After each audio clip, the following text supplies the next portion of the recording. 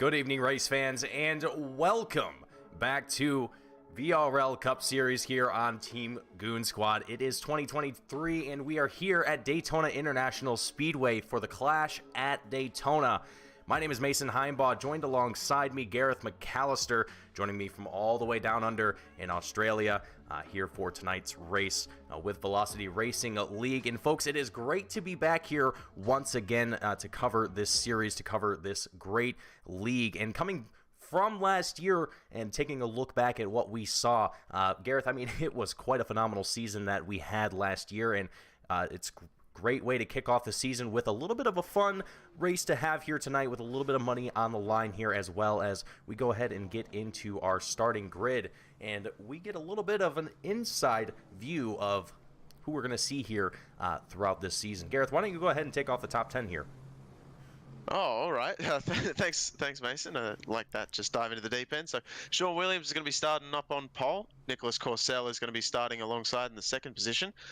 Michael Keithley is going to be in third. Scott Shire is taking up that outside spot in the second row. Andre Rieu and Jason Tamer is going to be in fifth and sixth in your third row. Fourth row is going to be Jeffrey Fisher and Matthew Fitz. And bringing it home in the fifth row to round out our top 10 grid at the moment, we're going to have Steve Ulrich and Michael Ashmore. And to put in our sixth row here, Thomas Sewell in 11th with Howie Dtre going to be on the outside there in that 12th place spot. And rounding out the field here is James Koulibaly in the number 22 machine, starting off in 13th here tonight. Now, we are going to be starting off this race here tonight with the, well, they're calling it the Dash for the Clash. This is drivers who have not basically earned their way into the Clash itself, and so the top two drivers that come away from tonight's race will move on to the Clash itself. And once the 10 laps have wrapped up here tonight, we will be having a short intermission, a little bit of a break, while we go ahead and move on over to the next session and get ourselves ready to go for that. But to start off tonight here, as the pace truck makes its way out of pit road, Sean Williams, Nicholas Corsell going to take it outside by side. And Gareth, you know what? I got to say it. Love to see the Sour Patch Kids machine up there up front, alongside with Sean Williams and Michael Keithley, Scott Shire. Some great drivers that we saw in last season back here in 2023. Here to make a statement and see what they can do in the first unofficial race of the season. Yeah, it looks like it's going to be quite an interesting one as they try to race their way into the actual Clash itself.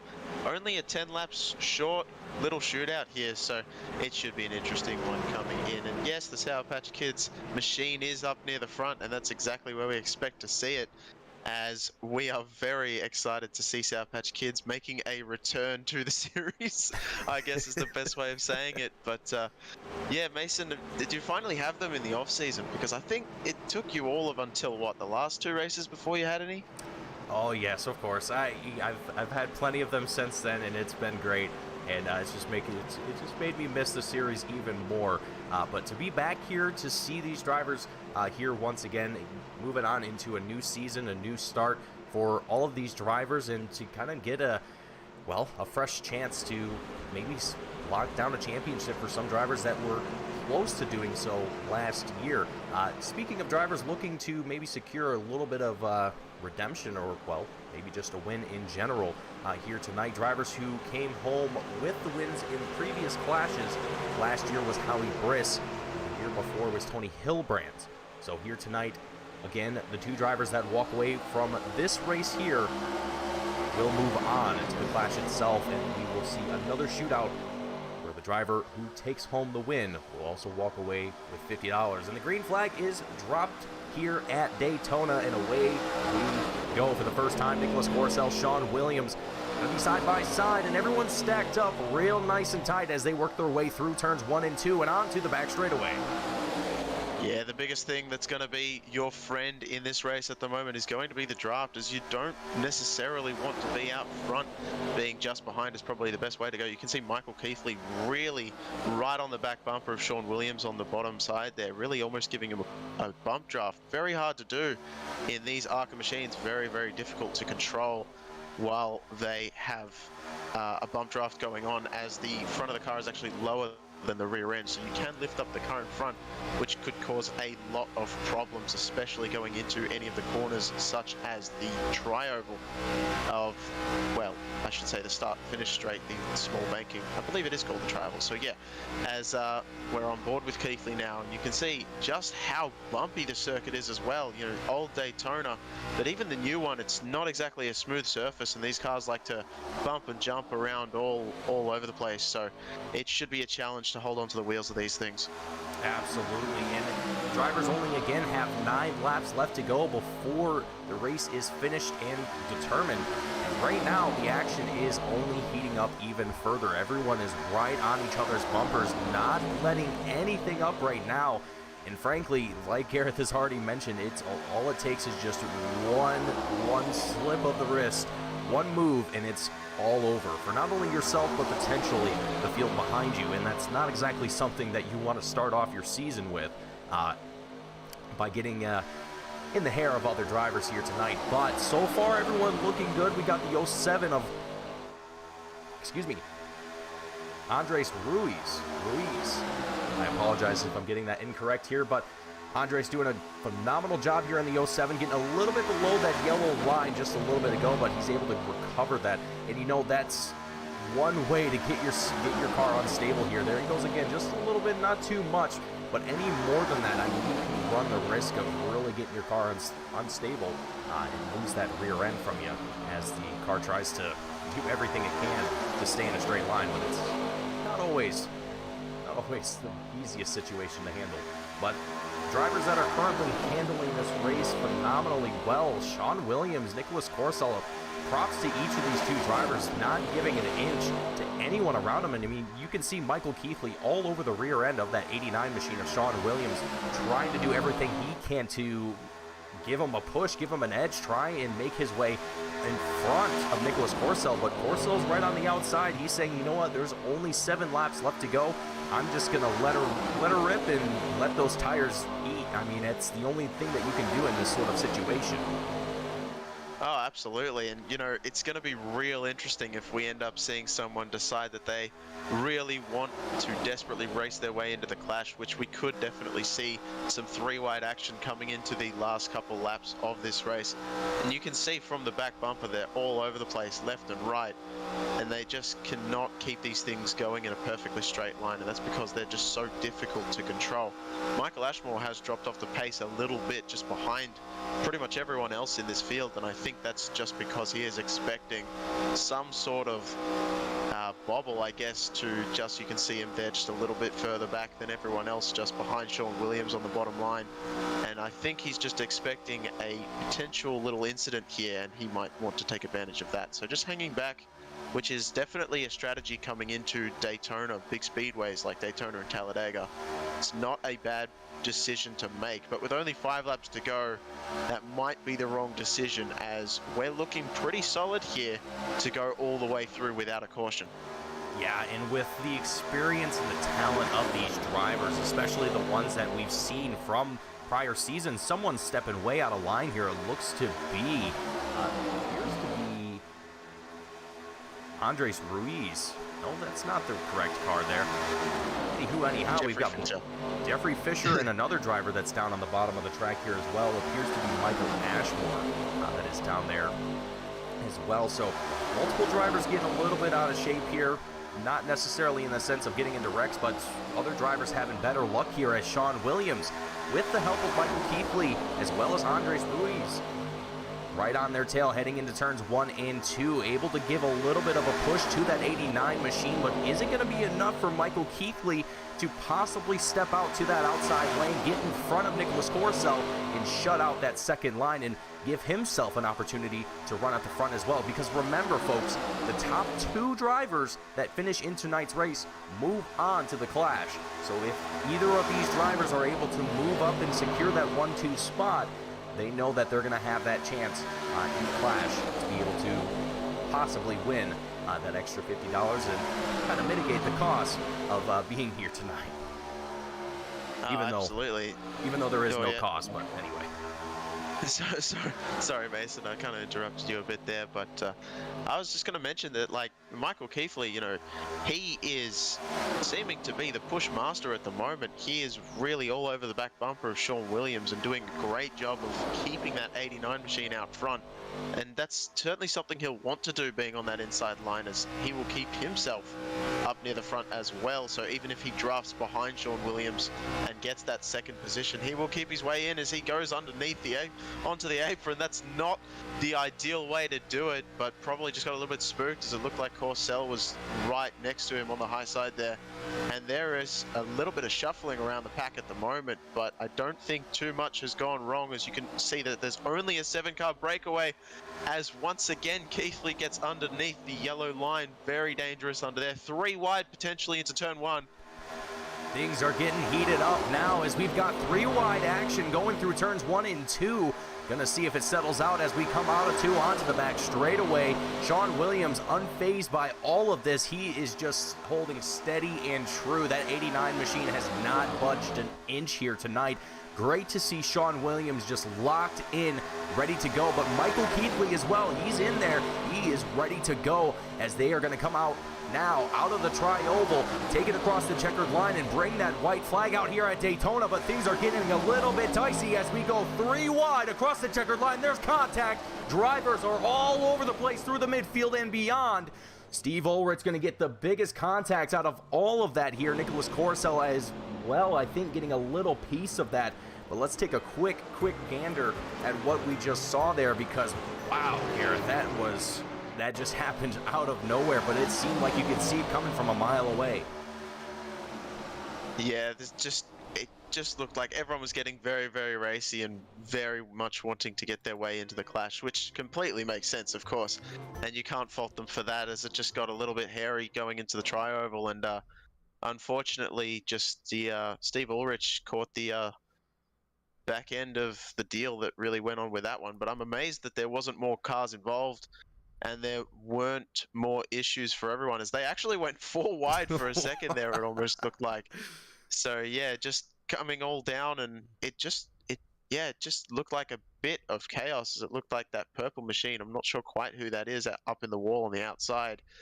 It just looked like they came down a little bit too much and got into the side of the 3 cars underneath him. I'm sure he didn't expect to see 3 machines down there. So just a very unfortunate one, as the pace truck makes his way out in a very awkward fashion. It's in a very, very, very eloquent fashion. The pace truck just, deciding it's time to bring out the pace truck and the caution as well. And with that is also a good time to mention that there is 3 green-white checkered attempts here tonight. So this will be the first of 3 of those attempts here tonight, if I am not mistaken.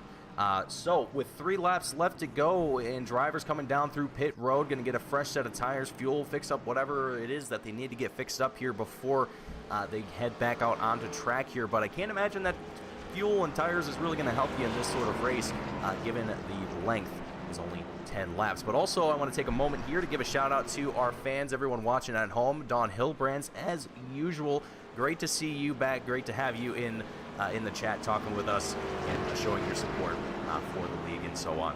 James East as well, our lovely boss and esteemed colleague in the chat, giving us as much support as we can need up here in the booth, Gareth. I think we might need all the support we can get at this point. Look, it's always very much appreciated. So thank you very much to everyone who really just not only is in chat, but just tunes into the race in general and just watches us have fun and goof around up here. So Marcus Rigol coming in saying, hi everyone, how are you? You know what, I'm doing pretty good. Mason, how are you doing? I'm doing fantastic. You know, it's a good night when you got a Monday night race with VRL. I couldn't ask for anything better, and frankly, it's just been a good day overall. So just to kind of cap off the night, at least for myself here, well, and I'm sure for everyone here racing tonight, given that unlike some people, most of us live on the other side of the hemisphere of the earth. But hey, you know what? We don't judge. Yeah. I mean, okay. I feel like I'm stuck for words on that one, but yeah, I tell you what, it's been a very cold summer. You know, it's been, like, for me, I mean, obviously, like you said, you know, I'm all the way in Australia at the moment, but yeah, it's been one of the coldest summers we've ever had on record. It's been crazy. You know, I've been getting up. It's been the equivalent of about 60, 65 degrees Fahrenheit, and I tell you, I've been freezing. I've been absolutely cold as. But according to some of my friends in the States, that's not actually that cold. But I tell you, I'm feeling it. You know, in the Midwest we call that T-shirt weather. Um, yeah, that's not quite cold to us, but you know, you grab someone from Florida, California, Texas, and you bring them on over, you know, to any part of the northern U.S. and they get a little chilly. But it goes the same for us. You know, if I were to go to Florida, or if the last time that I was in the well, let's say Nevada, kind of the desert. I'll just say the desert. It was an interesting experience, to say the least. Would I want to stay there for longer than driving through the desert? Probably not. But anyhow, let's get back into the racing here. As the lights are off on the pace truck, and I do believe we are going to see it come down into the pits here in just a moment. We'll see that green flag fly, but Michael Keithley, Sean Williams, both going to be in the front row here with Andreas Ruiz and Jason Tamer going to be in the second row with Thomas Sewell and Scott Shire taking up that third row here. As we are not going to go around this time around. Nope, never mind. I spoke too soon. Yeah, as we get ready to go under green, so we're going to go for this one at the moment with our green-white checkered up in the air. So Michael Keithley is going to take the lead quite significantly at the moment, getting a nice run off the start. Sean Williams left wanting a little bit back there as they form up very single file slightly further back. They've got a lot of room to play with as there is a run coming with Andre Ruiz, and he is deciding to stay behind Michael Keithley at the moment, so that's an interesting maneuver. Could have gone in front of Sean Williams, decided not to, and he is going to push Keithley. Look how close that front bumper is to the rear, and that is going to get a nice shunt to Keithley. But just up on the high side, Sean Williams has got, well, he was about to have a nice line forming, and now they're all over the place as it just absolutely looks chaotic as we get ready to go to the white flag. I believe we're going to hit the white flag this time. Barney is going to get a workover as here we go. Barney the flagman sending out the white flag, and we are underway heading into turn one. Michael Keithley, Sean Williams still locked in side by side. Andres Ruiz trying to do everything that he can to give that push to Michael Keithley to push his way into second place. But is it going to be enough here to secure that second place spot as Sean Williams now starting to get quite the drive coming down the back straightaway?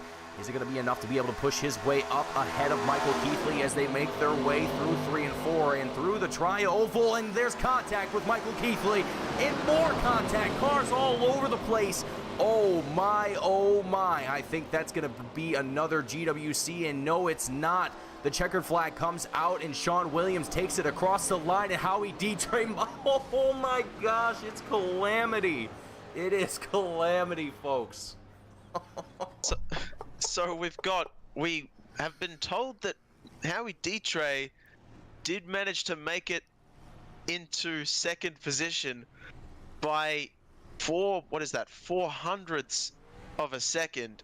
Unbelievably close with Michael Ashmore, who was hanging back for the longest time, so that almost paid off in his favor. Unfortunately, just the top two moving into the clash, but oh, that was about as close as you can get it. That was unbelievable how close those two were to each other.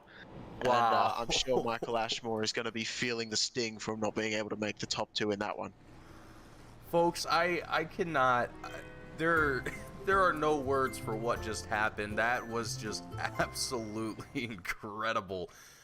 You know, and when I mentioned that we had 3 GWCs, there was a slight feeling that we would have an opportunity to see all of those be used, but it appears that's not going to be the case here. But folks, we are going to go ahead and cut to a quick commercial break here, we're going to cut to an intermission.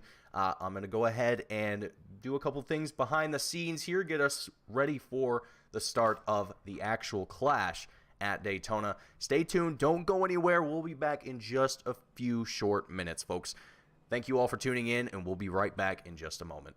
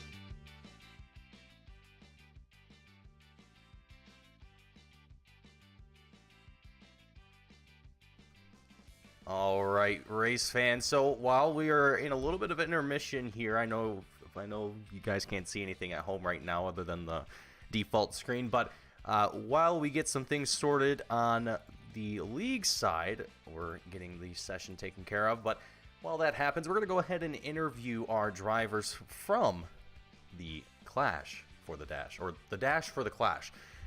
Anyway, up here in the booth first is going to be Mr. Howie D-Tray. Howie, welcome to the booth, and congratulations on your second place finish for the Dash for the Clash and moving on into the Clash. I mean, how are you feeling right now, given last season's really success? I mean, you had a lot of great races and a really good season last year. At least personally, I think you did. What's kind of your expectations? What's kind of your hopes moving into 2023, as well as here tonight? Do you hope to put a little bit extra money in your pocket, or is it all going to be kind of up to faith here tonight, you think?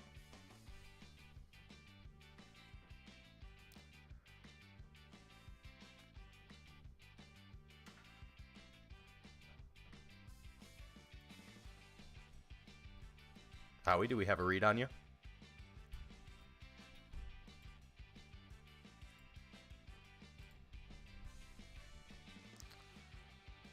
Anything now? I can hear you now. There we go. I'm going to do probably the same thing I did last race, just hang around in the back and just wait for a while, I guess. You know what? I think that's probably a good strategy here at Daytona. Things just, you never really can know what's going to happen here at Daytona, especially those last two laps. It always seems as though there's just something that can always happen in those final couple moments there. But hopefully that doesn't happen here for you tonight, and we can kind of see a little bit of success for you here tonight. Well, thanks. I appreciate it. Yeah, absolutely. Thank you for joining us here tonight. I'm hoping to see a little bit of something here for our league session here in just a few moments. But so far, it looks like there hasn't been anything put up quite yet. So it'll probably be just a few more minutes, Howie. But just enjoy the time while we still have it here, and hopefully let the nerves settle a little bit, and just prepare for those next 25 laps here. Okay, thanks, man. Yeah, absolutely. You have a good one. You too. All right, so we got Sean Williams up here next, and Gareth, why don't you go ahead and have a little word here with Sean Williams? G'day, Sean. How you going? It's Gareth up here in the booth, and well, it's nice to talk to you. That was one crazy finish. You're telling me? Oh my gosh, I don't know how I got through that. There was just the carnage behind me.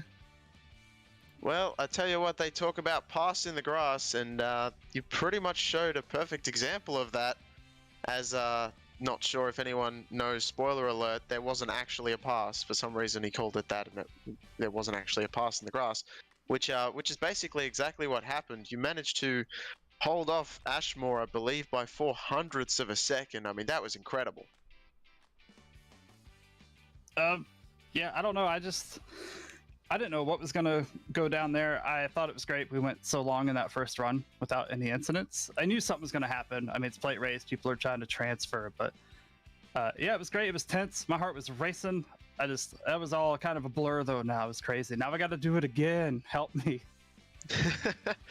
Well, you got to do it again, absolutely, but you're going to have to do it again with a whole bunch more drivers and with some money on the line as well. So potentially even more of a heart rate racing race for you coming up. But I guess I can do this real quick. I can go with, would you like to give a shout out or say anything about being able to finish in the top two and make your way into the Clash? I'm just happy I did it. I don't know how I let myself not be locked in for this year, so I gotta make sure that doesn't happen again, because that was very, I have more gray hairs now. But I do want to thank everybody who showed up. It was fun. We have a lot of new people tonight too, so it's gonna be fun getting to know them, racing with them, and for everybody who's watching.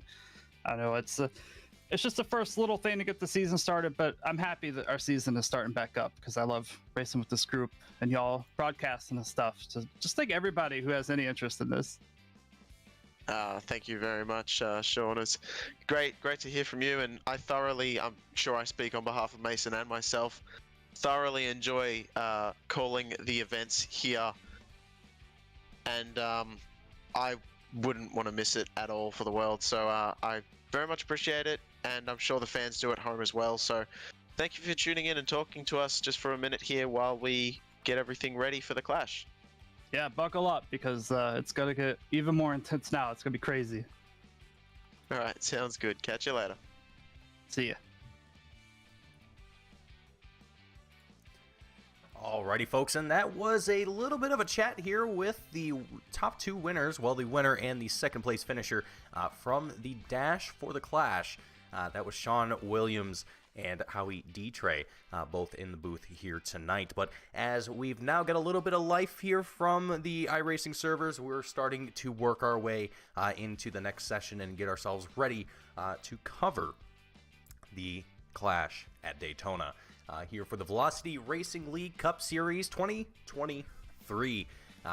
Bringing you the action here tonight. My name is Mason Heimbaugh. Gareth McAllister joining alongside me here tonight for those of you that are maybe just now tuning in or have tuned in recently and looking for a little bit of information. But hopefully everyone is enjoying the show so far. Granted, I know apologies for the lack of visuals at this moment, as again we're still waiting to get ourselves moved into the next session here. But Gareth, I'm just taking a look back at 2022 and looking at the point standings, and man, I forgot how much Howie Briss was just dominating the season towards the end. I mean, he had a 361 point lead over Tony Hilbrands in second place. I mean, that is just absolutely phenomenal. And Jaden Hopp in a third place spot, only 43 points behind Tony Hilbrand. So, I mean, there was a tight battle for the top three. Well, top two. I don't want to say top three, but for the second and third place spots, there was definitely a tight battle for that. And Howie Briss just absolutely crushed this season. So, I don't know. I'm maybe looking to seeing similar performance from Howie this season. More than likely, yes. But who are some other competitors that may be making a statement here this season? Who are some other drivers that may be looking at coming back and really trying to take home a championship? I mean, we've seen drivers like Aaron Smith who absolutely crushed almost every single race that they attended, and it was just absolutely incredible. But it looks like we're getting word that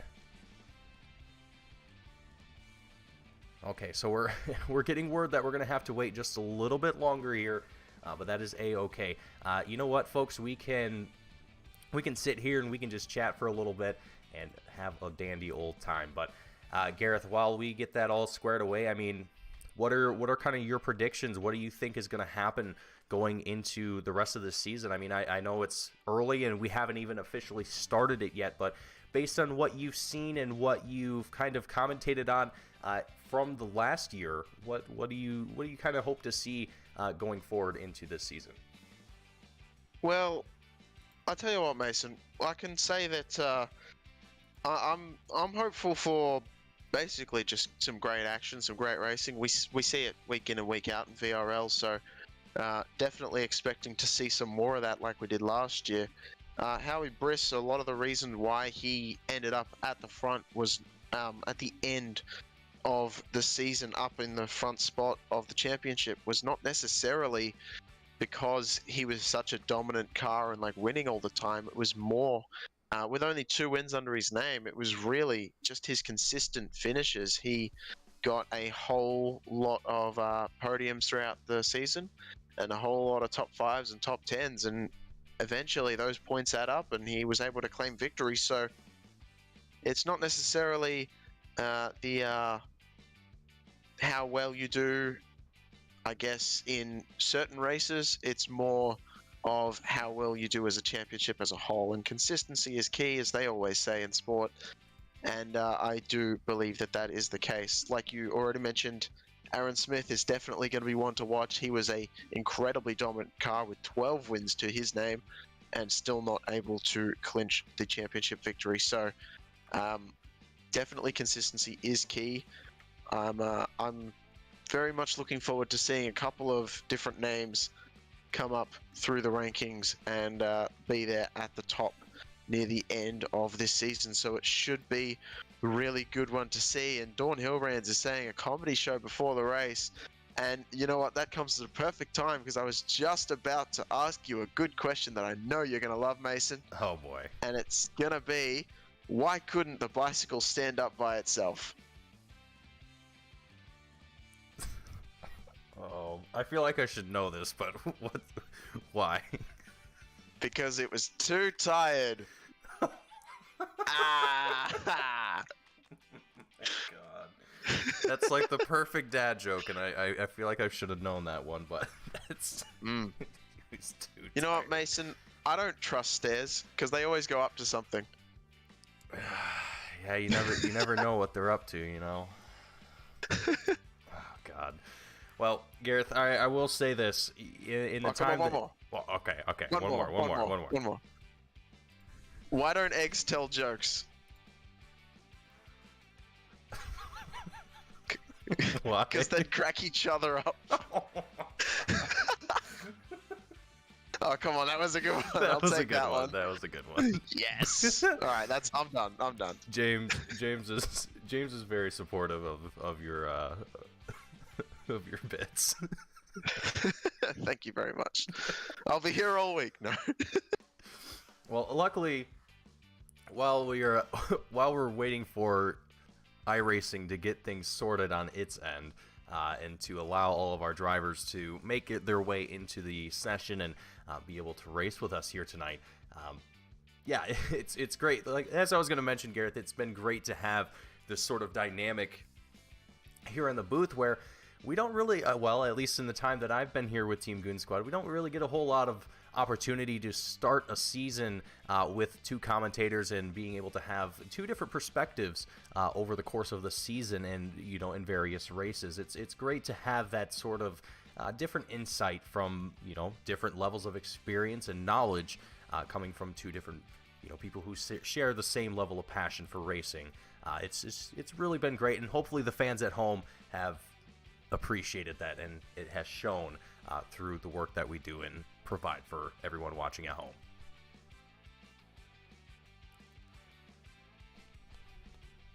Yeah. I feel like you wanted me to add on to that, but I feel like I don't know where I'm going to add on to that one because that was very beautiful. I kind of left you on that one. I'm sorry about that, Gareth, but I just wanted to put that in there. Oh, I didn't want to like. I just didn't want to say anything because it was such a beautiful way to like end it, but then you didn't end it, so I got to keep going. Well, too bad because James is telling us that we were fired tonight, so that's unfortunate. So it looks like this will be our last show tonight. That's fine. That's good. That means that I can do one more. So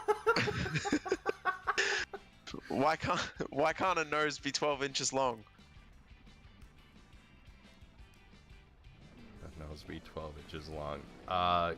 Because I don't know. Because then it'd be a foot.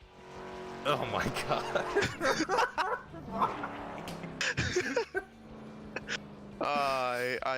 You know what? I love dad jokes. I'm just gonna say it. They're so much fun. And I know they're bad, but that's the reason why they're so good. And Dawn's coming in now, asking us, Dawn Hillbrands on the I was going to say commentator side of things, but that's not right. The spectator side of things, asking if we had a good break, and I certainly did. I had a great break over the summer for me, and went to the beach quite a few times. Tried to get a tan, ended up getting absolutely red and sunburnt instead, and someone patted me on the back, which went really well, and I really enjoyed it. No. So, yeah, but how was your break, Mason? Well, it was quite nice actually. You know, while it's not always, you know, ideal to have to live without racing for, or at least being in the booth for a few months at a time, but it was nice to be able to step away and enjoy some time with family and all the other niceties that come along with it. But while we have our screens back here and we are getting back into the action here tonight, folks, after a few minutes there of calamity and technical difficulties, Everything is sorted out. Everyone is here and present, and it appears that we are going to go straight into our starting grid. So let's go ahead and take a look at where our drivers are going to start off here tonight. Aaron Smith, Nicholas Lovell going to be up in the front row. Great to see the number 70 machine out here tonight. Really happy to see Aaron Smith back here this season. Howie Briss, Sean Williams going to be in the second row here. Ashley Lyle, Jaden Hopp going to be in the third row. Great to have Ashley out here tonight as well. I know she didn't get to quite attend as many races as she wanted to last season, but great to see her out here once again in the number 51 Morton Salt machine. Love that paint scheme, by the way. Fourth row is going to be Patrick Colby, Alex Anderson. Fifth row, James Miller and Tony Hillbrands. And Gareth, if you would like to round us out here. Sure, I'll do the last few. Howie Daytray and Thomas Sewell are going to be in the sixth row. And I believe that's going to be it, actually, from what I can see. I feel bad now. I should have like we should have split that. Well, you made me feel the same way for the last race. There was only 3 more names after that as well. Well, that's okay. You know, you can't have one or the other. You know, if you're going to embarrass me, I'm going to embarrass you. That's how it's going to work. Oh man, I'm you know what, Gareth? I'm sorry. How about that? No, all is genuinely all in good fun, and yeah, very much enjoy being in the booth with you, Mason. Always cracking me up, always having some fun. So you know what, that's how we do this job. That's how we have fun here, and you know, that's what separates us from the NBC guys, is that we actually have fun in the booth. So on that note, we only have a few seconds. Faming NBC. Here we go. Oh boy. You know what? Just start the fires today. You know, we already have plans on the Team Goon Squad. I don't even know what word I just said there. But on the TGS side of things, if you are not subscribed already, make sure you get subscribed and get ready to tune in for our endurance series if you guys enjoy that kind of thing. As we do plan to have about half of the schedule, roughly half, a little bit less, but roughly half of the schedule broadcasted. It is a free-to-enter league as well, so if it's something you're interested in, head on over to the Team Goon Squad Discord, join up, make sure you get signed up, and enjoy yourself. There's only a few spots left as well, and I'm sure after this season, if there's more interest from more drivers, that there may be the possibility of having multiple sessions at one time. I cannot confirm nor deny those things, but I can tell you right now, it is more than likely a possibility if things keep going the way that they have been going. But anyhow, back to the focus of topic here with VRL and Velocity Racing League as we get ready to go here. Pace Truck is in tow. And man, Gareth, this was quite the interesting dash that we had here. What are we expecting here for the Clash? Yeah, well, the dash for the Clash was an opportunity to get in to the race here that we're witnessing right now for the Clash at Daytona. So, which has obviously $50 prize money on the line, by the way. So, you know, this is going to be quite an interesting one with about the same number of machines. I thought there might be a few more, but turns out there's about the same number. I believe Thomas Sewell is a non-starter down in the 12th position. I don't see him out on track at the moment, so it looks like we're going to just have the 11 that we have starting at the moment, and the pace truck is about to turn off. Pace truck is in. Sorry about that, Gareth. Didn't mean to step on you there. I was expecting you to start it, to be honest, and then like it was a bit more of a pause than I was expecting, but here we go. We're under green. Aaron Smith getting a nice jump. Nicholas Lovell not letting him go too far on the outside line, so as they get back up to speed, it's going to be quite an interesting one. You can see Nicholas Lovell on the high side struggling a little bit as Howie Briss has moved up with Aaron Smith, Ashley Lyle as well, into the top 3, all on the bottom. As I say that, straight away Howie Briss has pulled out to the high side and actually got slightly ahead of Aaron Smith heading into turn 3, and already right at the back, that's going to be Miller and D-Tray. What happened there? I believe that was James Miller who was almost one of the, probably the first car involved in that one, seeming like on the outside wall, so not sure. So yeah, not sure what happened with Miller. James Miller got a little, you know what? we're going to have to do the old rewind on the tape here and see what happened to Miller here. Oh, you know what? It looks like got tagged. He definitely got a little bit of contact there, it looks like. Let's see if we can get a bit of a better angle here. There it is from Tony Hilbrand's into the rear. And that's going to push Miller up into the wall and come down on D-Tray, sending him into the grass. Fortunately, not into the wall or into any other drivers, but man, oh man, what a way to start the clash here tonight. Not exactly how you want to start things off, but fortunately for the field, it was only 2 drivers out of the 11 that we have out on track at this moment. And as I say that, Miller is down in pits and probably not going to be coming out here anytime soon, as I can't imagine that car is going to be too happy and wanting to go back out on track here too soon. Maybe not, though. I'm not too certain. He's going to stay in there to get as many repairs as possible done under caution. But, yeah, Aaron Smith also coming down under caution. That's also saw someone going into the grass, it looked like there as well. Maybe missing the turnoff, not sure. Is that the 37? That's Lovell. That's going to be Lovell. What is... I'm going to have to say that that's a hardware malfunction. Something's happened with his wheel and or his pedals, and it's just not it's just absolutely snapped on him, I'm going to say, because that's not normal. That is not what we're used to seeing, especially out of Lovell.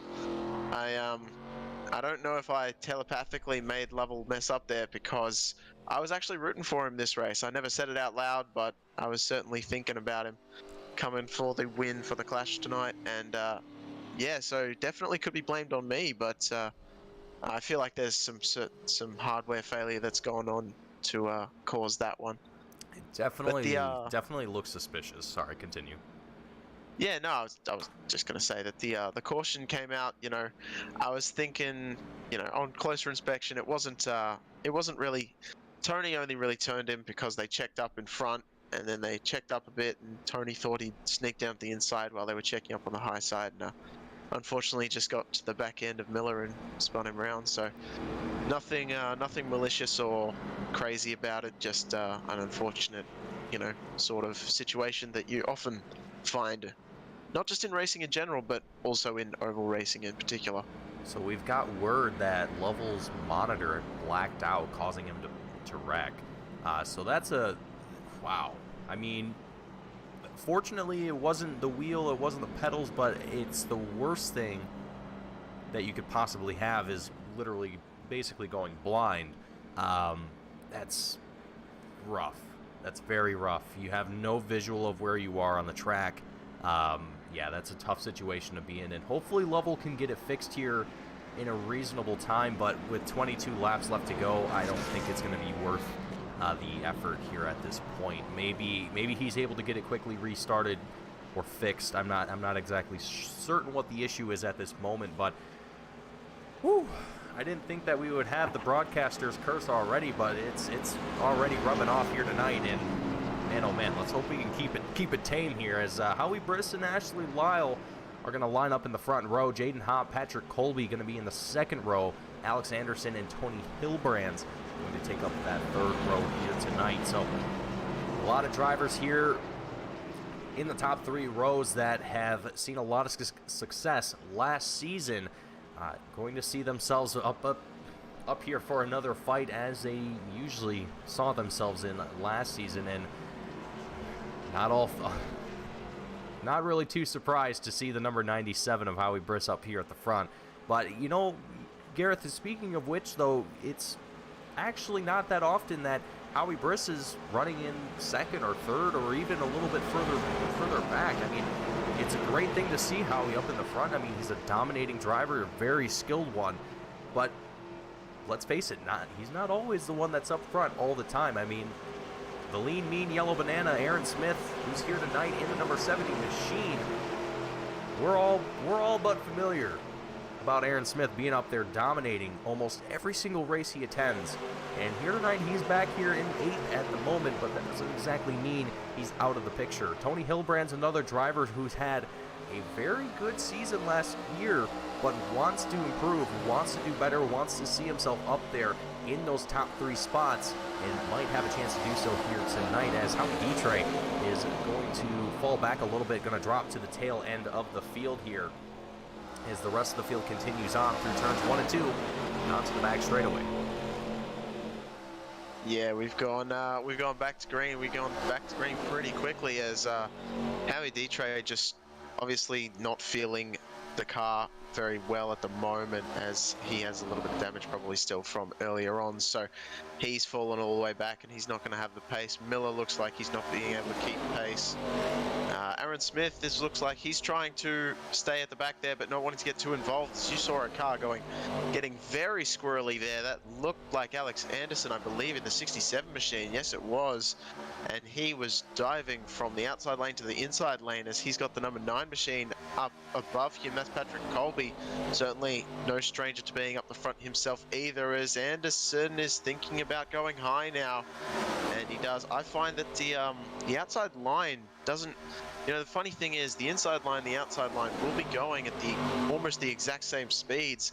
However, you find that you have to lift off the throttle a lot more when you're on the inside line behind some cars, as even though the inside line is a shorter way around the track, just because you have less, I guess you have less distance to go, so you've got to lift off the throttle more to be able to really avoid getting that into that car in front. And I'm struggling with my words at the moment, as Ashley Lyle continues to fight Howie Briss on the high side.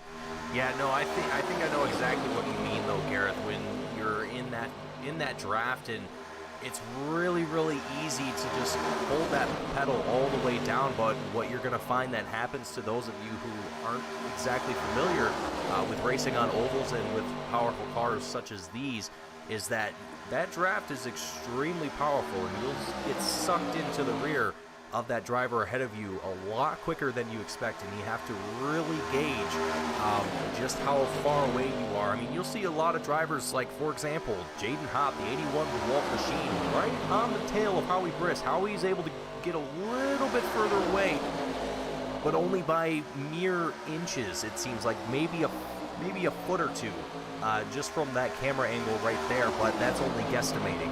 And Ashley Lyle's really given Howie a run for his money at this moment. She has not let up from that second place spot on that outside groove. And excuse me, the one thing that I'm really noticing here from Ashley specifically is she is getting as close as she can to Howie, trying to stay as low as possible in that middle groove. And the thing about that here in iRacing is that it's kind of hit or miss, where iRacing kind of decides, hey, you've made contact with this car and it's time for bad things to happen.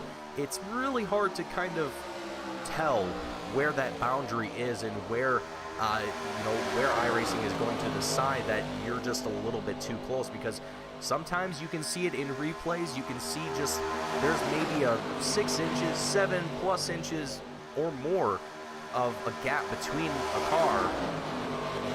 cars rather, and it's still enough to trigger a wreck, essentially, in layman's terms. But so far, Ashley has done a phenomenal job of keeping enough distance between herself and Howie Briss down there on the inside lane to prevent that from happening. But so far, 17 laps left to go. Everyone is looking calm and steady, and really the drivers that I'm kind of worried about right now, Aaron Smith, one of them for certain, as they're starting to break away from this pack here a little bit. It can be not impossible, but it definitely takes some time to wrangle back that pack, and with how little laps that we have here tonight, sometimes that's not enough.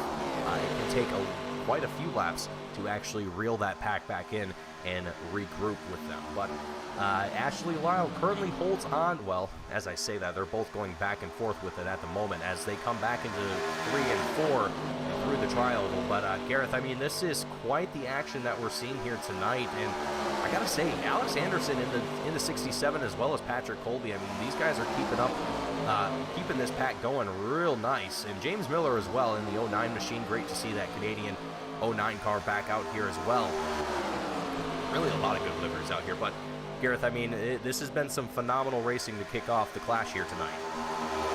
Oh, absolutely. Like, I've been, I was watching, really, James Miller come back through the pack, and I seriously thought that he was almost done and out from the pace with a little bit of damage on that '09 machine, but he's definitely proved me wrong, as he's up here in the top 4 spots on the high side, just fighting it out for the, well, really, I'm sure he's going to be fighting it out for the lead come the end of the race. But we've still got 15 laps to go, so a bit early to call that one, as Aaron Smith is all the way at the back, sure, but he's still staying in the drafting pack, so potentially waiting for something big to happen and trying to take advantage of chaos should it ensue. But so far you can see these cars are still side by side, still very, very squiggly.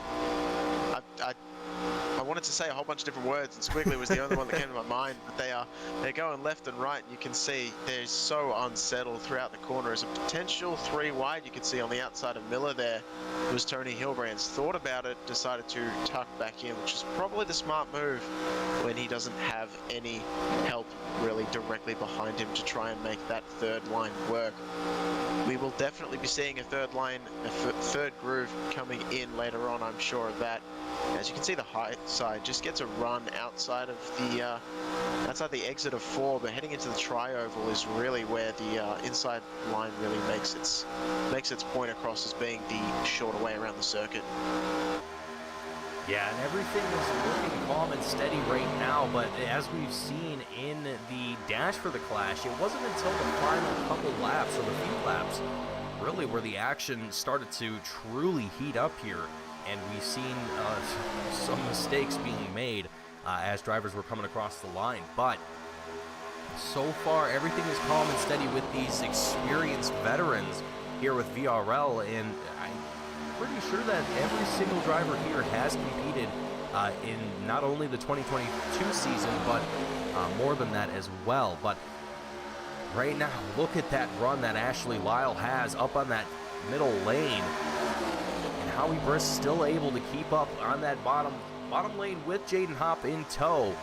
But is it going to be enough here for these two, well, for Howie Briss to be able to come across the line victorious and to really jumpstart his season going into the Beach Blast 250 that happens here in, I believe, I think it's next week.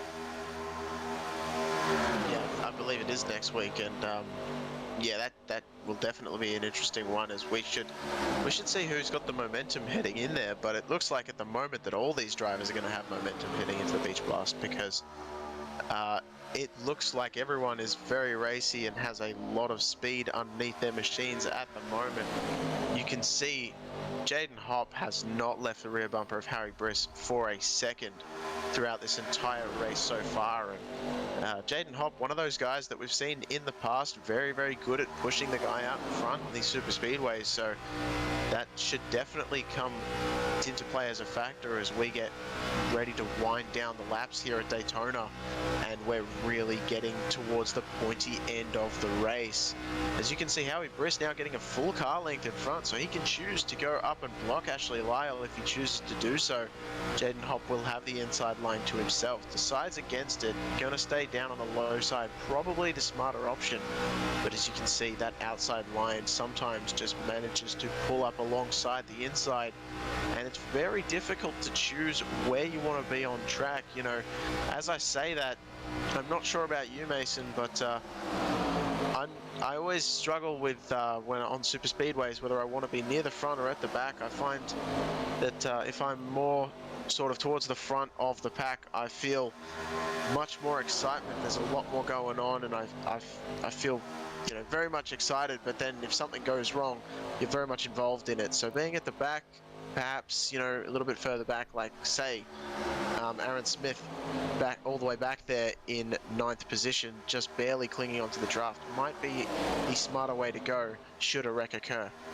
Yeah, you know, I always feel that when you're in this sort of pack racing that, yeah, being towards the back of the pack isn't necessarily always the worst thing, because as I mentioned earlier, once you get towards these final few laps, that's when things really start to get dicey and can turn from sour to worse in the matter of a split second. So, you know, when you're kind of just sitting back there just hanging out, that's not necessarily a bad thing, and it's nothing to look away from. As you know, Tony Hildebrand's and Sean Williams, those two drivers, they're both doing that right now. They're not exactly in the pack, but they're still kind of lingering and they're waiting.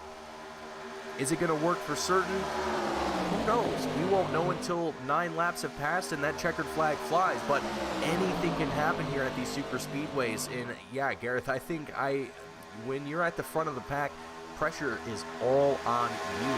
And I personally, I don't care how good of a driver you are, there is nothing, absolutely nothing, stopping another driver from running into the rear end of you or clipping the side of you and just sending you into the wall. There's nothing stopping them from doing that. And there's nothing you can do to prevent that. So when you're at the front, you have nothing, you have everything to win, but everything to lose at the same exact time, if that makes any sense. So with 8 laps left to go, all the pressure is going to be on Ashley Lyle and Howie Briss. These two have been fighting each other tooth and nail since this race started to see who can come across that line first. And frankly, if they continue at this rate, they're going to come across the line with mere seconds between them. Not even seconds, tenths of a second. And that's going to be incredible. I hope we have a picture finish here tonight between these drivers, and maybe we have something similar to what we saw for the Dash, where drivers were taking it 4 wide, trying to get some action here. Who knows, Gareth? I think it's going to be exciting here, what we witnessed. But sorry to go on a full tangent on a simple question, but that's my answer. That's perfectly fine with me as we get ready to, we're winding the clock down ever so slightly as we're coming to 6 laps to go. And Aaron Smith clicked off the fastest lap last time by, not just that time there, but the last time by before that was a 47. So he was able to get a 47.3 around Daytona, which is a very, very blisteringly fast lap time, as he basically used the draft to his advantage to be able to get that, as he waited all the way back, and just before he lost it, he put his foot straight to the floor, and we get 3 wide going up front. Jaden Hopp, Howie Briss, Ashley Lyle, as Howie went to block the move, I believe, from the mid lane. Ashley gets left up to dry. Jaden Hopp to the front. Anderson pushing him through the middle of the corner. Very surprised to see that. 5 laps to go, and we're really heating up. You can feel the intensity in the air as Jaden Hopp has made the move, so he's going to be alongside Howie Briss. Lyle has to fall back in line on the high side behind Miller, and it is getting intense. Yeah, it is 100% getting intense here, as Jaden Hopp now taking the lead. Howie Briss starting to fall back just a slight bit here, as Jaden's got quite a bit of speed under him at this moment, but Howie Briss still making that outside lane work for him here, as well as he's got James Miller behind him, as well as Ashley Lyle, who's fallen back there to that 5th place spot, unfortunately, with 5 laps left to go. So, with all of that in mind here, Howie Briss is still doing a phenomenal job of keeping himself in the lead, but now is he going to have enough room to slingshot his way back down into the middle lane there, or well, to the bottom lane? It does not look like he's quite going to do that quite yet here as they work their way through turns 1 and 2. It seemed like he had enough room to do that. Maybe he wasn't confident that he had enough space to be able to do it at that point in time, but you know what? If he's got a crew chief talking in his ear, telling him, hey, you don't have enough room, I will be listening to my crew chief. So, hey, you know what? Take what you can get. Howie is still doing a phenomenal job despite all of that here, Gareth. And, I mean, ooh, whoa, that was a move there from Ashley Lyle, the 51 Morton Salt Machine, going right down to the bottom there and almost clipping. Looked to be the 9 of Patrick Colby. Close action there from Ashley Lyle, but here we go, 3 laps left to go. We're working our way through turns 1 and 2. It's coming down to the wire here. Who's going to come home with $50 extra in their pocket and the winner of the Clash at Daytona? Well, really, it's going to be up to Jaden Hopp to make his car as wide as possible, or at least it was going to be, as he looked like he was out in front, but Howie Briss is alongside at the moment. And then, yeah, once again, Anderson just pushing Hopp all the way to the front, so it's really up to him now as to which line he decides to block, Anderson or Briss. Either one, it's going to be a difficult decision. He stays in front of Anderson at the moment. Probably a good call, as Anderson seems like he has a whole lot of pushing momentum. Anderson keeping Hopp out in the front here. Ashley Lyle not too far behind on the low side as well. Making that big move in front of Colby there that we saw a couple of laps ago. But there you go. So Anderson almost getting into the back bumper there of Jaden Hopp. It looked very interesting for a second, as if he would have collected that rear left-hand fender, that would have been something absolutely tragic at the front of this field. But we are really, really winding it down, and it's looking very intense as Anderson thinks about poking the nose out and does so. Briss is going to stay in it, stay behind Anderson, try and push him to the front, as Lyle now is right behind Hopp, hoping that he'll get out of the way. And they are going to be all under a blanket as I start to lose my voice into the final lap. And here we go, turns 1 and 2, Alex Anderson, Jaden Hopp. They're both going to be taking it side by side here. Ashley Lyle, Howie Briss, the former, well, battling leaders, now fighting for 3rd and 4th as the new leaders take away. And Howie Briss going to try and take a 3rd line here onto the outside, down the back straightaway. Good gains here from all drivers here, but Jaden Hopp going to come out on top as he's got Ashley Lyle in tow, giving him a push. 3 wide in the middle, 2 deep. As we come out of the tri-oval, across the checkered line, it's going to be Jaden Hopp, and they're wrecking as they do it. Oh, I knew it was going to happen. It's super speedway racing.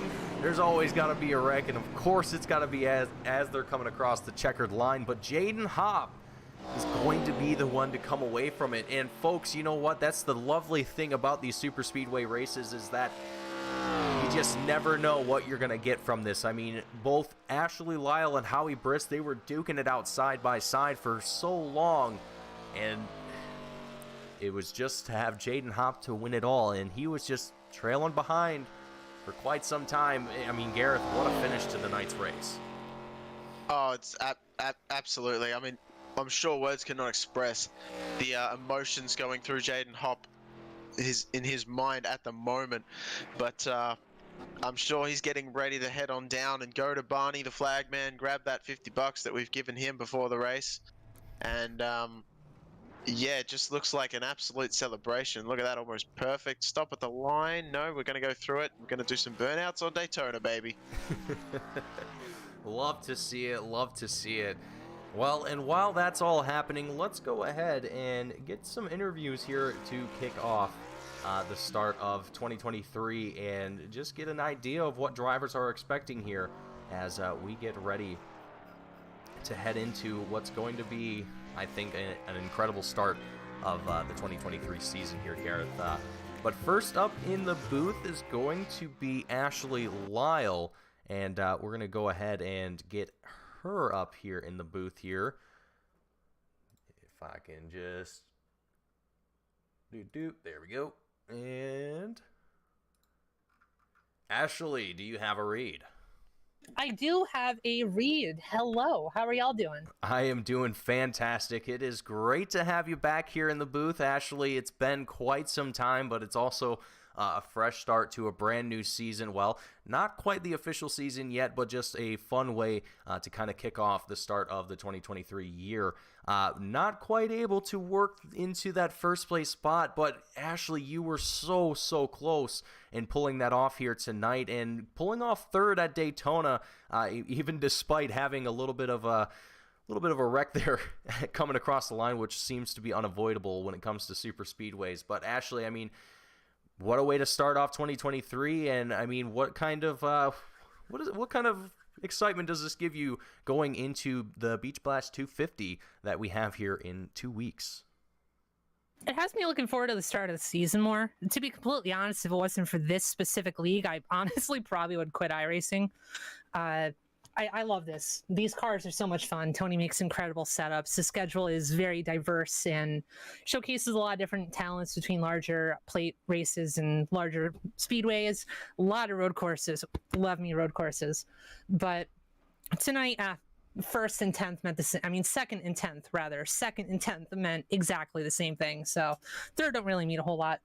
There was a point in time where Howie had come up to cover the second lane when I was outside, and I just kind of said, "Screw it, I'm going to go 3," hoping, it's for $50. I don't really care if I don't, if it didn't work out, it didn't work out, and I wasn't going to win anyway. But there got to be a point after that where I couldn't really get back through there just with how the lanes were, that I just got into the bottom to try to help get Alex the win. Him and I work really well on plate tracks a lot of the time. Frankly, if he's there at Daytona, I'm going to be working with him a pretty substantial amount of the race, more than likely. Unfortunately, didn't really pan out quite that way, but congratulations to Jaden. Well, Ashley, it's great to see the good sportsmanship. And Ashley, I mean, kind of looking back on 2022, I mean, you weren't able to attend as many races as you'd like to. I know that you kind of mentioned that last year. What's kind of your hope this season? Are you hoping to attend more of the races this season, or are you not 100% sure yet on what the future holds for the 51 machine? Oh, I'm planning to run every race right now. There's only one race I might have to miss because I'm going to be traveling to visit family and do some pet sitting for them. But even factoring that race in, my plan is double-digit wins, double-digit poles, and a championship. So, sounds like a stab at both Howie Briss as well as Aaron Smith. I love to hear it, Ashley. Of course it is. I've raced with them for years. I'm going to jab with them every chance I get. I love They're to lucky hear I wasn't there last season. Well, now we have some new competition, and I'm excited to see it. And it looks like you're already fired up and ready to go. So hopefully carry that energy forward into the Beach Blast 250, and hopefully we get to see you back up here in the booth in maybe better circumstances from that race in 2 weeks. Oh, I'll take third place at Daytona. I don't care about that. After this week, it's a points game. But would still prefer to win, of course. Right. Absolutely. Well, Ashley, thank you for joining us up here in the booth. And great job here tonight, taking home that third place spot. With all the calamity, all the uncertainty that I'm sure most drivers have at a race like this. But Ashley, it was great talking to you, and hopefully we get to talk to you again in a couple weeks. I'm sure you will. I'll catch y'all later. It's good chatting with y'all too. You as well. Have a good one. Deuces. Alrighty, folks, that was Ashley Lyle taking home third place here tonight. And moving on up into second place and handing it on over to my colleague Gareth McAllister, we have Alex Anderson in the number 67 machine joining us here in the booth, taking home second place here tonight. Yeah, so Alex Anderson, welcome to the broadcast booth. My name's Gareth, and well, I don't think I really saw you a whole lot last season. I'm not sure if you were here or if I've just completely had a mental block, but it was great to see you, and you had a lot of pace in the 67 machine here tonight. Yeah, I haven't raced in this league as much as I would have wanted to last summer. I was just kind of burned out from racing, so I did a couple of races here and there. The only reason I was locked into this race is because I got a pole at Michigan last season, I think. And then I did Gateway the summer Daytona race, and now we're here. I might have done a couple of other races, but I mean, I want to be like more upset than I am now, but at this point, I don't know. I'm at the point where I'm not really disappointed, but I just kind of expected that this is where I was going to finish. So congrats to Jaden. I'm just, I don't know, just a little disappointed, I guess. Well, Alex, you might be a little bit disappointed, but I know you didn't get that top place spot, but certainly a strong performance from you regardless. You know, I don't think I've ever seen someone push as hard as you were and without getting a wreck, really, because I saw you drop below onto the apron a couple of times. I saw you right behind Jaden, like literally pushing him through even the tri-oval. And that was just, do you just have that much confidence in the car, or what was the thought process, I guess? Well, let me tell you, I have done way too many super speedway races in my iRacing career for about the 3 years that I've had. or for about the 3 years I've been on the service, I've done way too much super speedway racing. So I found out a pretty good way that you can push in these cars. Honestly, um, it's easy for people to say that you can like just bumper hook somebody in these cars, but honestly, it just comes down to like whether or not you know what you're doing. Because um, it doesn't take a lot of effort from the pusher. All you got to do is just kind of get right on the rear bumper of the car in front of you, just slightly, just not even slight taps, just slightly lean on their bumper, just making sure you're connected, but you're not like really pushing them super hard, because you can definitely lift somebody's rear wheels off the ground if you push them too hard. But my thought process there, I was trying to get Jaden ahead of Howie so that way I could move up to the outside, and that worked. I needed more help on that last lap. I mean, I had a good run. I know Ashley post race said she wanted to push me to the win because she knew that she couldn't win the race herself. So I think I just needed that little bit of extra help on the final lap, and if I got that, I think we could have brought it home in first. But I'll take second.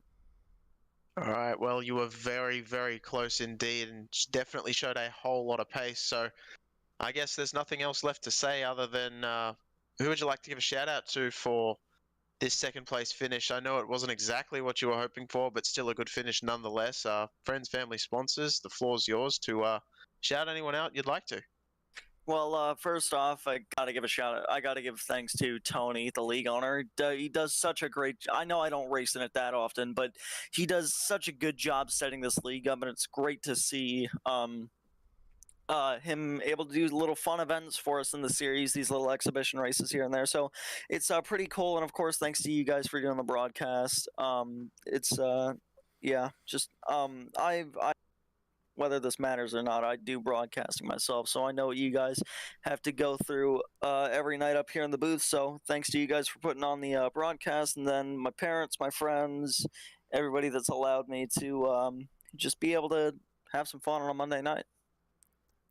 All right, sounds good, Alex. Very humble towards the end of the race here tonight, and I guess we will see you shortly. You're going to be able to make most of the races this season, or you're going to show up intermittently here and there?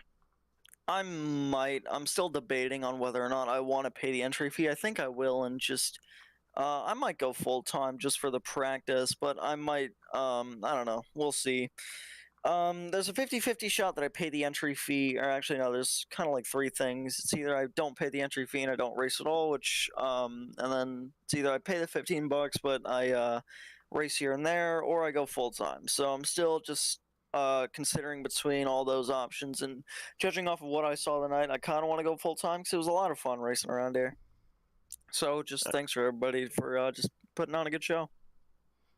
All right, sounds good, Alex. And well, hopefully we do see you out here a few times, because it was great seeing you work your way through the field, even if you didn't quite get the first position that you were hoping for. So yeah, we will see you up here in due course, I'm sure. And I guess see you then.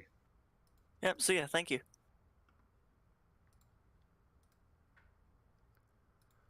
Alrighty, folks, and that was Alex Anderson out of the booth here tonight. And last and certainly is not going to be least here, Jaden Hopp going to be joining us here in the booth, coming home with the win and an extra $50 in your pocket here tonight. Jaden, welcome to the booth, and congratulations on a phenomenal victory here tonight at Daytona. A short 25-lap race, but 25 laps of absolutely intense racing. And Jaden, I mean, did you even think for a moment that you were going to be the one to come across the line victorious tonight?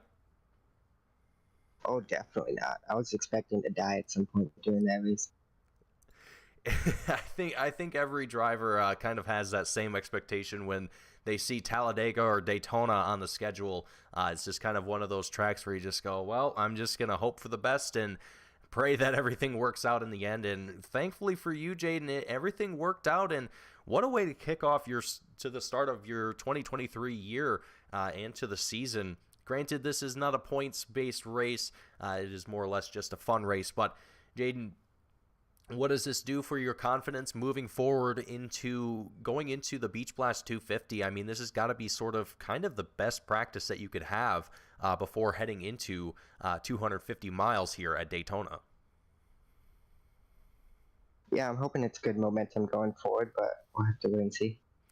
Absolutely. Well, Jaden, just one last thing before we let you go here tonight is there anyone watching the broadcast, anyone at home that you want to shout out and thank before we let you go here and celebrate or head to bed, whatever it is you got to do here tonight? Just as always, you guys are putting on a fantastic broadcast, and Tony for putting on a great week. Absolutely. Well, thank you, Jaden, for joining us up here in the booth tonight. It's always appreciated when you guys take the time to join us out here. But, Jaden, I look forward to seeing you in a couple weeks at Daytona here once again, and hopefully be able to talk to you here once again. Hopefully. Thank you. Absolutely. You have a good one. Alrighty, folks, that is going to be Jaden Hopp out of the booth here tonight. That is also going to conclude our coverage of the Clash at Daytona here for the Velocity Racing League Cup Series in 2023. Again, my name is Mason Heimbaugh. Join alongside me, Gareth McAllister, here tonight, bringing you the action, 1080p, 60 frames a second, as always.